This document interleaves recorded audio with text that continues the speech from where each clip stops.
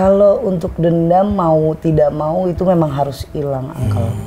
Tapi justru dendamnya itu ada pada orang-orang terdekat. Family, keluarga. Ya. Dendam paling besar saya itu sama ibu saya.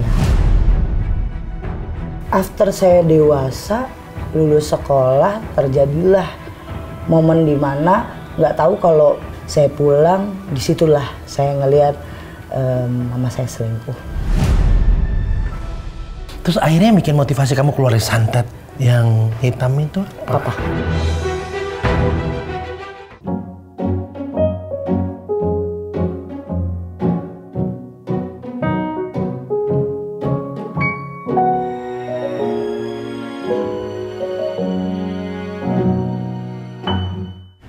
Cinta itu mempertemukan, cinta itu menyatukan, cinta itu memisahkan, dan kadang cinta itu juga meninggalkan. Tapi satu hal yang pasti, cinta itu punya kekuatan. Alvin in Love, cinta untuk semua. Hari ini saya kedatangan cinta. Ada apa dengan cinta? Oh salah ya? Nggak ada apa-apa, Rangga. Nggak apa-apa, Rangga. Ini seru loh. Ini aslinya rame ternyata bodornya. Aslinya begini, Uncle. Teh Ria, apa kabar Teh? Alhamdulillah. Ria Puspita. Ini makin senang loh Uncle lihatnya. Auranya makin enak. Alhamdulillah. Makin bright ya. Udah rilis segala sesuatu yang tadinya mungkin Kelam. Itu dia kan ya. Udah hilang sama sekali dendamnya Teh. Kalau untuk dendam mau tidak mau itu memang harus hilang, Uncle. Cuma karena faktor dendam itu sama orang terdekat, jadi ya tetap harus kita terima kenyataannya aja. Apa yang terjadi sebetulnya? Karena di podcast-podcast yang udah ada, Uncle lihat Ria bilang bahwa awalnya dendam belajar tentang santet dan lain-lain karena ingin membalaskan orang yang menyakiti keluarga. Tapi justru dendamnya itu ada pada orang-orang terdekat. Family, keluarga. Ya. Karena awalnya itu aku nggak bisa speak up yang langsung gamblang gitu. Iya. Karena satu, orangnya masih hidup dan masih tetap jadi power aku juga. Betul. Karena biar gimana pun yang namanya sosok seorang ini orang tuh, ya dia yang melahirkan saya. Jadi nggak mungkin saya untuk up kemana-mana kalau ya lo dendam gue karena ini, karena ini, karena ini. Karena biar orang tahu aja kalau sebuah dendam itu mau ke siapapun nggak baik. Iya. Sampai di titik saya tidak bisa berhenti buat bohong karena banyak orang yang nanya ke siapa sih Teh sebenarnya dendamnya. Sampai segitu besarnya sih, dan itu pertanyaan tag lagi, banyak nge-tag lagi, banyak pertanyaan, banyak komentar, banyak, terus kayak saya tuh terdesak gitu, kayak lo harus ngomong deh Teh kayaknya. Akhirnya satu podcast saya dengan seorang habaib, saya lontarkan semuanya, isi hati saya keluarkan.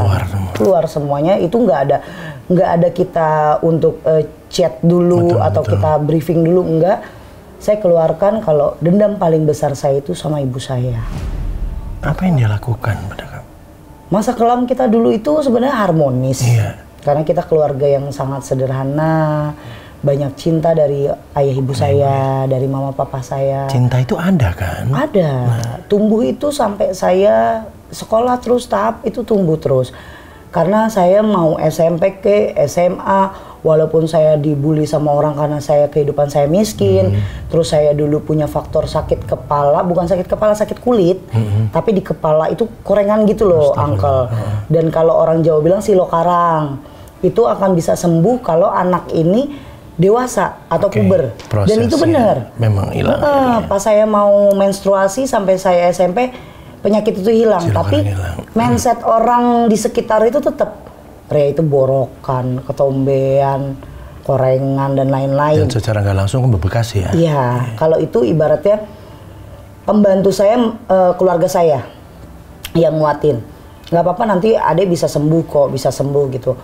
Tapi after saya dewasa, lulus sekolah, terjadilah momen dimana nggak tahu kalau apakah ada yang namanya pubertas kedua.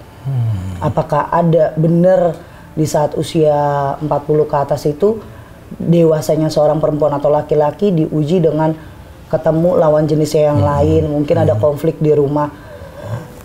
Saya tahu di sini ayah saya sudah mulai banyak penyakit, apalagi hipertensi dan diabetesnya dia udah akut.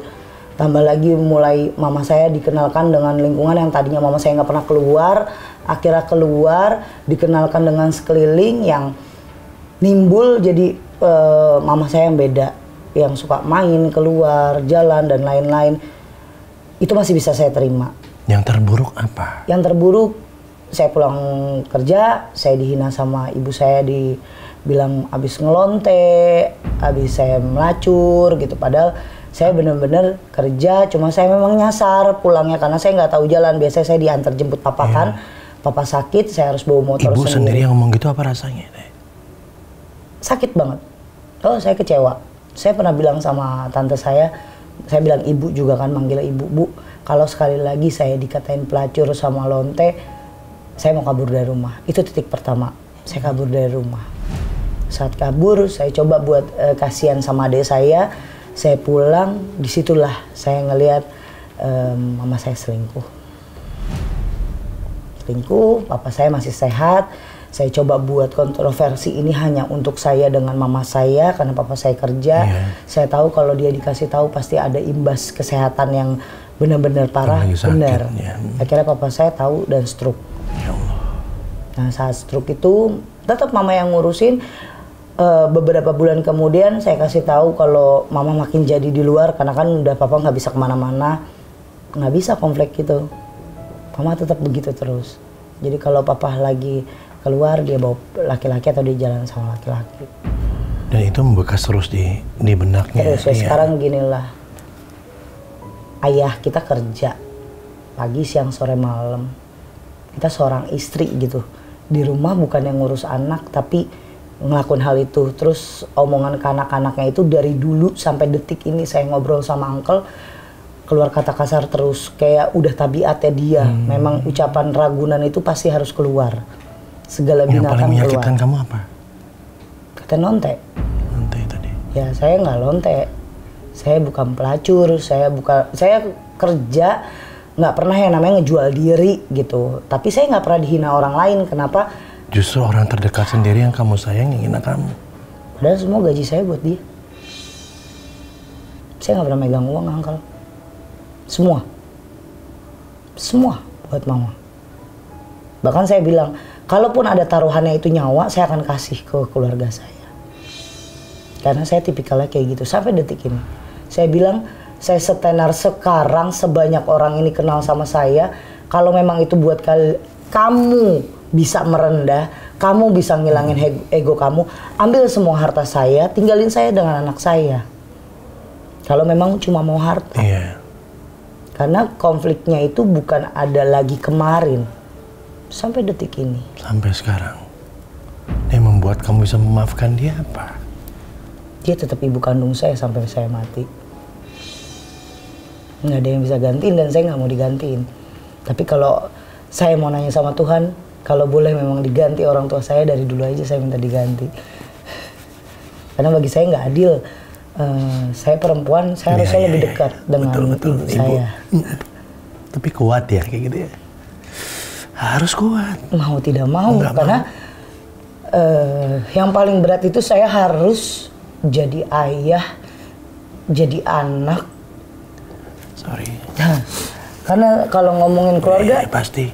ini konflik yang Siapapun sampai sekarang saya belum bisa mencahin. Saya cuma ngerendah, saya cuma mohon sama siapapun yang dengar cerita saya, kalau ketemu mama saya jangan pernah hardik dia. Ya Allah. Jangan pernah hina dia. Itu memang mama saya, tapi maafkan dan maklumi dan doakan. Siapa tahu doanya ada salah satu yang diijabah. Iya, amin, amin, amin. Tapi mama sendiri gimana? Lihat sikap kamu begini gitu loh kan. Nggak berubah dari dulu, sikap kamu juga nggak berubah. Tetap baik, tetap menghargai. Mama kuat, kan beda, uncle. Hah? Dia nggak peduli itu. Dia nggak peduli? Ya biasa aja, bagi dia ya. Dia anak gue, dia harus nyenengin gue, duit dia ya harus dikasih ke gue. Dia harus nyenengin gue, itu aja udah. Nggak pernah mikir perasaan aku kayak gimana. Nggak sama sekali.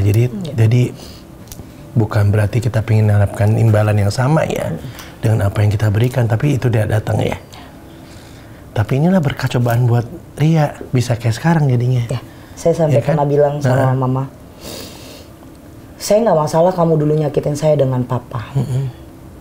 Tapi kalau ada orang yang coba buat nyakitin saya, anak saya dan suami saya akan kembali dengan Ria part 2, bukan dengan ilmu hitam, tapi saya pakai tangan saya. Saya pernah bilang itu sama Ke dia. Dia diem. Karena dengan cara apa lagi, Uncle? Mungkin dengan dia punya cucu, saya dengan suami yang baik dan sayang sama saya, tanggung jawab sama saya, sayang sama mama, dia berubah. Ternyata enggak juga. Saya banyak dikenal sama orang, saya bawa dia kemana-mana, banyak tamu yang datang ke rumah, bikin dia makin, oh iya, gue harus ya jaga image anak gue, bahasa gue atur deh. Sama sekali enggak. Dan bahkan sering menghardik anak buah saya. Ini kali pertamanya saya cerita di depan orang banyak, karena suatu saat nanti saya pisah dengan ibu saya karena saya dibawa sama suami saya. Ini jejak digital ini masih ada. Karena saya mau, karena saya tahu banget karena sifat. Kamu juga punya anak. Saya tahu sifat mama saya, dia akan rela mengorbankan nama baik saya demi nama baiknya dia. Saya udah tahu. Iya. Yang kamu ambil, Ria ambil pelajaran dari hal ini supaya apa ya istilahnya gini ya, kamu ambil kan kamu ibu ya, supaya ini nggak terjadi ini sama anak Ria apa? Aku nggak mau ngelakuin apa yang mama aku lakuin. Aku nggak mau ada Ria lagi. Aku mau anak aku jadi ngerasain yang mimpi aku deh ke anak-anak lain kayak apa aku. Mimpinya Ria? Aku pengen omongin baik-baik sama mama. Aku pengen denger ceritanya. Aku pengen kalau sakit dipeluk. Aku pengen kalau aku ada susah tolong dibantu dengan omongan enak. Aku pengen disupport. Bukan cuma materi. Iya. Tapi batin. Engkau mungkin punya ibu yang sayang samamu. Alhamdulillah banget. Dukung kamu, mendoakan kamu. Aku tahu selalu dia ngomongnya. Orang sederhana, tapi hatinya luar biasa. Bisa ngerasain rasa gimana kayak pasti kayak gitu. Saya belum dapet momen itu.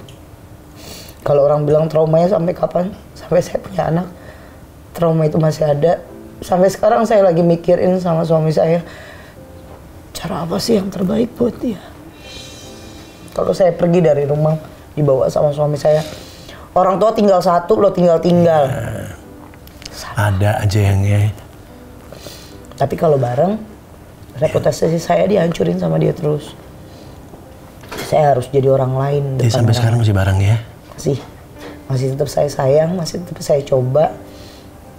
Mungkin Allah akan gerakin hatinya sedikit-sedikit. Saya masih cari mungkin itu kapan. Yang penting dari Rianya kan berlaku yang memang Ria pengen lakukan ya sebagai anak bakti. Ya biarkan aja lah, nanti hitung-hitungannya kan ada. Kita pasti. hidup kan ada ya hitung-hitungannya. Aku cuma yakin nanti anakku yang bakalan sayang sama aku. Amin. Lucu banget 2 tahun, coba dibawa. Takut lari di sini. Anakku kalau ngeliat aku kerja langsung minta samperin. Jangan-jangan bener-bener dia tuh aku bikin yang mami banget. Pokoknya dia harus sayang sama aku, apa-apa inget sama aku gitu, karena aku tahu. Tapi dia hadir setelah Ria move on ya dari santet yang pokoknya hitam. Engkau tuh harus tahu ya, Tuhan itu kasih hadiah aku tuh indah banget. Setelah panjang aku ngalamin hidup aku tuh nggak pernah dapat bahagianya. 2018 aku mulai benar-benar hijrahnya yang totalitas banget. Itu momen itu ya. 2019 aku ketemu sama suamiku. Langsung dikasih? Ya, suami yang dulu aku ngeliat dia cowok yang bikin aku tuh bisa cerita karena aku introvert banget. Bikin yang bener kamu introvert. Dulu aku semua orang nggak ada yang tahu aku punya masalah. Aku cuma bisa ketawa, bikin orang ketawa. Gitu ya. Karena bagi aku susahku nggak perlu aku kasih tahu ke orang lain. Betul. Orang lain cuma bisa sabar, tenang. Nanti juga ada gantinya. Nanti nggak tahu rasanya. Tapi kalau suamiku yang sekarang itu yang benar-benar checklistan aku di doaku tuh dia semua. Yang bisa jadi ayahku, abang, teman curhat, teman berantem, temen cerita, temen mikir dia. Itu satu paket itu. Semuanya. Sampai detik ini aku datang ke sini, dia yang nyiapin makanku, dia yang pakein sepatuku, dia selalu bilang per 3 jam makan ya sayang dan segala macam. Ya, Ria ini mesti makan 3 jam sekali kalau nggak dia GERD-nya naik nih. Pikirannya banyak sih. Banget, karena bukan cuma saya mikirin tentang orang yang datang, tamu yang datang ke saya. Betul. Ini saya mikirin masa depan saya mau dibawa kemana sebenarnya. Orang taunya Teteh udah hijrah, udah enak. Lo nggak tahu. Sampai detik ini masalah itu sebenarnya belum tuntas. Tapi aku menyelesaikan masalah itu karena gue mau pakai santet macam apapun. Saat ngeliat foto nyokap gue mau hajar. Gila dia yang ngambil buat gue, naruhin nyawa buat gue. Tapi alhamdulillah lo masih punya pemikiran itu. Sampai sekarang. Di hati gitu kan, itu kan luar biasa. Sampai sekarang perdebatannya itu aja. Kadang aku yang kepengen ikutilah kata hati. Karena hati kan gak pernah bohong. Saya sayang banget sama dia aja. I know. Ntar ada waktunya kok. Mamanya mungkin sayang juga. Tapi belum keluar aja. Belum waktu. Gak gimana ya bilangnya. Semua pasti indah pada waktunya. Saya nggak suka orang lain maki-maki dia, saya nggak suka orang hina dia. Cukup biar saya. That's good. Yang penting dari Rianya deh, yang penting itu dulu sih. Terus akhirnya bikin motivasi kamu keluar dari santet yang hitam itu apa? Papa. Almarhum. Almarhum papa saya. Why? Orang baik kayak kamu nggak pantas buat nyakitin orang lain. Itu kata-katanya. Papa tahu segimana gunung itu tinggi, tapi papa lebih tahu lagi hati papa segimana sabar dan baiknya. Aku bilang, orang baik itu kan selalu disakitin, Pak. Kalau yang nyakitin orang lain seujung kuku aku masih bisa sabar. Tapi kalau mama sama kita berdua kayaknya nggak adil. Karena dia selalu bilang dia yang jadi korban. Oke, iya. Tapi kan itu untuk urusan rumah tangga mereka berdua. Aku sama adikku nggak salah apa-apa dan nggak tahu apa-apa gitu. Harusnya dia yang peluk aku sama adikku, tapi malah aku jadi musuh terberatnya dia. Papa bilang, sakit nggak kamu sekarang? Sakit banget. Sakit udah sakit hati, sakit badan, Pak. Dek, kalau dikasih kesempatan sama Tuhan sekali hidup, tolong gunain yang sebaik-baiknya. Ucap aja 2 kalimat syahadat. Papa yang bantu, masih nggak mau. Sekali lagi, kalau Tuhan kasih kesempatan sekali lagi kamu hidup, Papa mau bantuin. Akhirnya aku mau. Aku ulang syahadat. Karena Papa bilang, nanti kalau Papa mati, kamu nggak bisa megang jenazah Papa kalau kamu masih ilmu hitam. Alhamdulillah ya. Selalu ada berkah hikmah ya yang datang pada Ria. Itu kan dan terbukti kan. Menemukan pasangan. Sebetulnya beda santet hitam putih itu apa sih, Ri? Ilmunya apa? Beda. Sama-sama belajar pada orang juga apa bagaimana sebetulnya? Sebenarnya semuanya. Yang 41. Iya, yang 41 hari berendam. Itu kan. Kalau itu kan khusus ya, Uncle, itu tuh kayak syarat yang harus kita jalanin untuk kanuragan kita, ilmu kebatinan kita. Kalau yang putih gimana? Kalau yang ilmu putih itu nggak tahu kenapa memang semua keluarga dari papa sama mama itu secara detail mereka itu orang bisa di kampungnya masing-masing. Kayak keluarga mamahku itu kan hampir semuanya perempuan. Ya, dan kiai itu abahku atau kakeknya mama di Banten itu kiai tersohor juga yang punya. Itu gimana ya? Karena amalan apa gimana sebetulnya kalau gitu?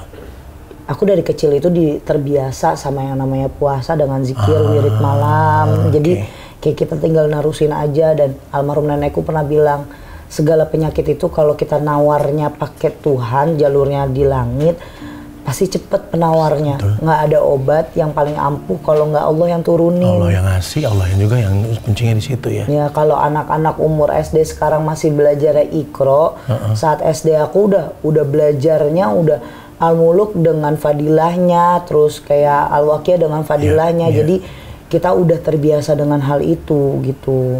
Yang lebih nggak biasa sih saya, karena mata ini bisa ngeliat dari kecil. Udah emang dibukain ya. Dan kalau di keluarga papa memang dilepas, udah nggak apa-apa dia lanjutin. Memang turunannya. Bukan dibantu, karena nggak bisa juga dihilangin kan. Dia akan datang lagi kan. Emang tuh emang udah bawaannya dikasih gitu kan. Dan kayaknya nggak berat bagi aku gitu loh, Uncle. Justru nggak? Untuk anak suci kamu nggak berat? Nggak. Melihat sesuatu yang nggak. Sampai detik ini pun kayak mau ngobatin pasien, bagi saya cuma seorang psikolog aja untuk orang yang datang. Dengerin sambil mantau ya, kayak gitu ya. Oh itu sistemnya sekarang. Pada waktu mengobati yang dulu ya, saya nggak tanya dulu, tapi cuma pengen tahu aja nih. Pernah ada pengalaman pada saat bertempur dengan ustadz paranormal lain, tapi Ria di bagian yang mungkin kalah. Gitu loh. Nggak enak ngomongnya gitu. Kalau kalah pasti. Makanya kenapa saya sekarang di Putih ini saya bisa ngomong ke orang, bisa bakalan kalah. Karena kalau udah minta tolongnya sama kiai, habaib, para ulama lah, itu badan kita tuh panas. Walaupun si pasien atau si target kita tetap ngerasain sakit, karena prinsip si dukun untuk si iblis yang jalan itu, dia tetap bekerja dengan apa yang disuruh pertama. Jadi rules-nya dia mau sekian tahun tetap begitu walaupun kita udah mati, bahasanya gitu. Karena itu kayak ikatan yang terus. Iya, kan jin sampai sekarang pun kenapa jin bisa kayak Korin bisa nyerupain cerita si orang meninggal gitu. Terus kok dia bisa tahu? Ya emang tugasnya dia begitu. Sekali dikasih tugas, dikasih makan, dia dipuja, dia dipuji, dia akan nurut, mau jalanin. Dia seneng. Ternyata si yang punya badan ini nggak ada keimanan, nggak ada ketakwaannya. Ya udah terus dikerjain sampai kapan? Sampai ada orang yang bisa meluluhkan dia untuk yuk pindah. Nah istilah gitu. Gini, kalau aku nggak salah ya, waktu Ria dengan santet yang hitam, tentu Ria ada komitmen kan? Ada dong. Nah, melepaskan komitmen itu bagaimana pindah ke yang putih ini? Ini makanya saya bilang Tuhan tuh baik sama saya. Kalau teman-teman saya mau lepas hitam itu pasti mati. Itu pasti. Tapi kalau saya terbalik, karena saya kan kayak bahasanya, gue tipisannya si Abah untuk nurunin ilmunya dia semuanya, karena dia nggak punya anak kan. Udah kayak paling gitu. Power saya di satu perguruan itu, saya junior tapi dianggap senior gitu. Karena saya bisa apa yang dia suruh, saya udah bisa. Saat saya mau balik hijrah malah dia yang mati. Cuma memang kendalanya banyak banget. Kayak setahun setelah itu tuh saya selalu dapat fitnah. Kayaknya kerja pun nggak nyaman karena saya tahu setan ini pengen saya balik lagi ke yang dulu. Itu aja. Itu benar-benar kalau orang mau berbuat baik atau mau berubah itu susah banget, Uncle. Iya. Tapi kalau cobaannya untuk balik dari hitam ke putih, orang mati, ini enggak guru saya yang mati. Biarin aja orang dia yang punya ilmunya. Emang kan saya mintanya dibalikin, kepulangin ke yang punya. Doanya itu ya, dikembalikan. Emang saat sujud saya sholat itu saya habis ngucap 2 kalimat syahadat, saya sholat, sujud terakhir saya, ya Allah, kalau memang di badan saya bukan punya saya, kembalikan aja sama yang punya. Saya mau tobatan nasuha, saya yakin cinta kasih sayang dari ayah saya, itu semuanya Allah yang ngatur. Udah. Semua kebaikan datang dari Allah kan ya. Tapi waktu suami ingin menikahi, dia tahu kalau kamu dulu jago santet. Tahu kan, pacaran sama suami tahu saya juga ngebantuin orang. Terus pas hamil aja saya nggak tahu kalau hamil. Karena saya lagi bulak-balik Jakarta Bogor buat nolongin orang. Tuh, emang perempuan aneh soalnya pas emang saya aneh. Saya nggak pernah pacaran, jadi sekali pacaran jadi suami terus cerai kan. Nah, pacaran sama ini jadi suami lagi. Ini yang kedua. Yang pertama kenapa gagal? Yang kedua agak gila dia jadi laki. Mau kondo. Oke. Paham kan Uncle? Kondo tuh. Biarin aja kalau dia ngeliat, soalnya hidupnya dia udah Allah tuh adil banget. Dia melihat dengan kebahagiaan saya dan dia ngerasain kepahitan hidupnya dia. Tapi hubungan sama sekali putus ya? Tidak akan mau. Tidak ada keturunan dari situ? Enggak, alhamdulillah. Allah baik banget. Jahat banget ya. Iya, dia terakhir lah yang bikin aku pisah sama dia. Udah nggak mau ngapa-ngapain, kerjanya cuma makan tidur. Saya yang jadi mesin ATM-nya, saya yang jadi robotnya. Pakai bapak saya lagi stroke. Itu udah bagi saya udah bukan manusia. Jadi boleh dibilang Ria udah ngalamin semuanya lah ya? Udah. Saya disakitin sama gitu semua orang deket saya. Dulu saat saya punya suami yang pertama, saya udah disakitin sama dia, saya diem, saya lillahi ta'ala, saya tahu adabnya istri dengan suami, saya nggak ngelawan, saya nggak nyantet dia, kalau mau saya santet, Uncle. Iya, maksud aku kan ada ilmunya pun nggak ya, dia kamu Kalau udah sayang ya Ya, saya bucin banget dah. Aku baru mau bilang lihat matanya nih bucin nih. Iya banget. Iya kan? Saya parah. Pokoknya kalau saya pergi ada suami saya. Tipe bucin nih katanya. Beneran gue mau bilang gitu. Tapi bener parah. Iya kan? Parah Uncle. Dukun ini parah banget. Ya Allah. Bucin banget. Saya kalau didiemin sama suami saya marah. Nggak boleh. Terus ya aku harus ngapain? Ngomong aja. Oke. Parah. Karena cukup ya kalau dengan ngomong kan berarti ada apa interaksi, ada segala macam. Karena saya kurang kasih sayang aja, jadi dia tahu. Dia tahu banget. Dengan bicara kan berarti ada perhatian kan ya. Saya suka ngambek ke dia dan dia bilang gini, segini butuhnya perempuan ini, dan saya cuma bisa sama dia. Kamu sering sepi berarti ya? Sepi di hati gitu maksudnya gitu. Ada satu produser film, saat cerita dia cuma ngomong gini, kamu perempuan yang benar-benar kesepian banget ya. Ya saya di tengah rame saya ngerasa sepi banget. Sampai ada asisten saya, Om Vicky selalu bilang gini, apa yang Teteh bikin kuat dulu? Papa.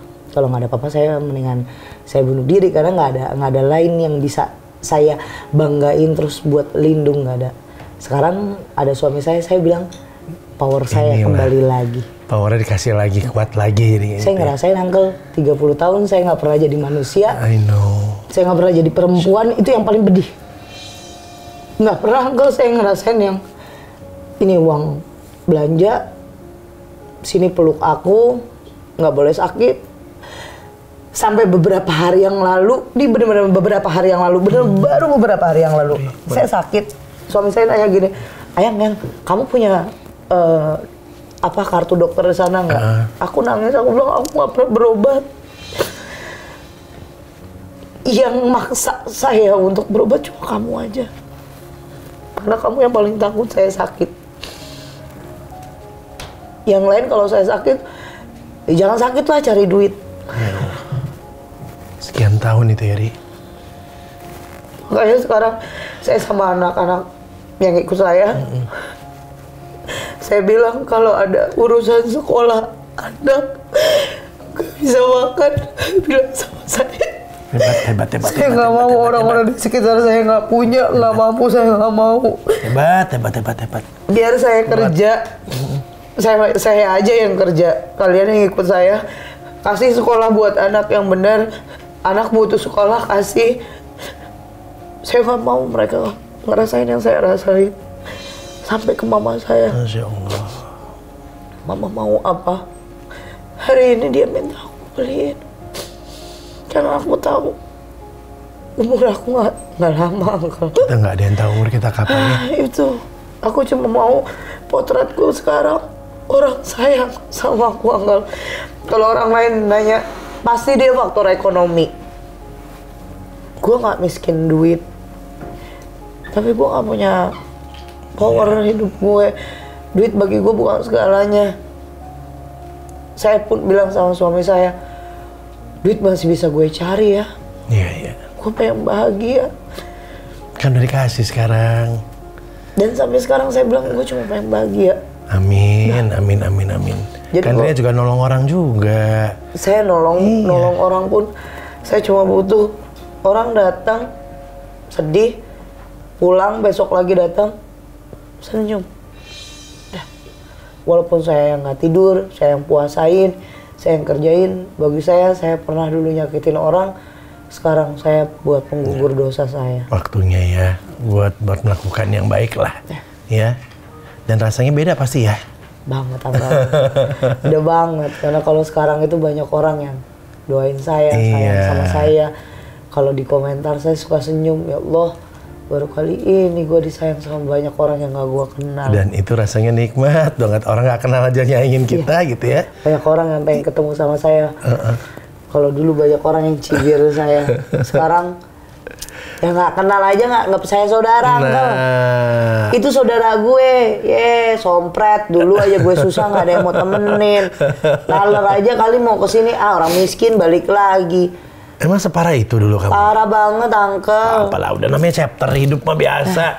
Udah namanya chapter kan naik turun. Ini lagi di setelah ngalamin yang nggak nyaman, sekarang dikasih yang lebih baik lagi dan mudah-mudahan insya Allah lebih baik lagi. Uncle tadi sempat ada titipan pertanyaan dari kan Uncle Bukaya mau ketemu sama Ria ya. Kamu apa pesugihan tuh gimana sih Ria katanya? Kalau untuk pesugihan itu kan orang memang selalu taunya aku santet, teluh dan guna-guna. Pesugihan itu berarti ya? Pesugihan itu nyari kekayaan. Yang gelapnya ya, hitam. Gelap. Itu tuh nyari kekayaan, nyari kejayaan. Kenapa ada nyari kejayaan? Iya, satu orang misalnya dia jadi tokoh besar, mau bos lah atau atasan segala macam, tapi dia nggak bisa untuk goyah pamornya dia. Supaya nggak tergoyahkan? Ya, biasanya dia seorang menteri, pejabat-pejabat yang kayaknya kalau orang lihat dia tuh udah. Ini dulu banyak yang datang ke Ria? Banyak sekali. Karena saya dulu nggak mau jadi pemain, saya maunya jadi pelatih.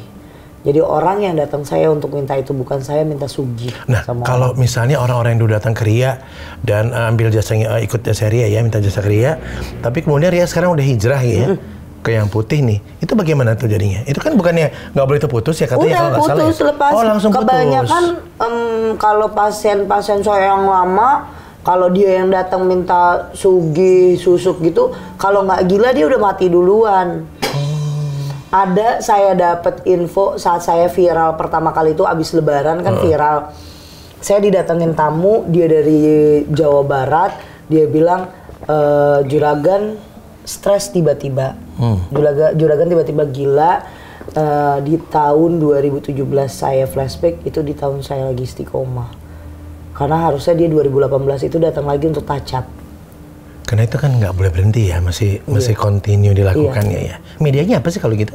Banyak medianya. Kalau itu potong ayam, dia juga harus medi bantuin saya. Terus ada yang harus dia jalanin. Tumbal gitu ada. Ya itu pasti kalau tumbal. Kalau misal dia mau tumbal orang oke, mau tumbal binatang oke, tapi di awal di muka mahara itu bisa lebih besar dibandingin kita nyantet.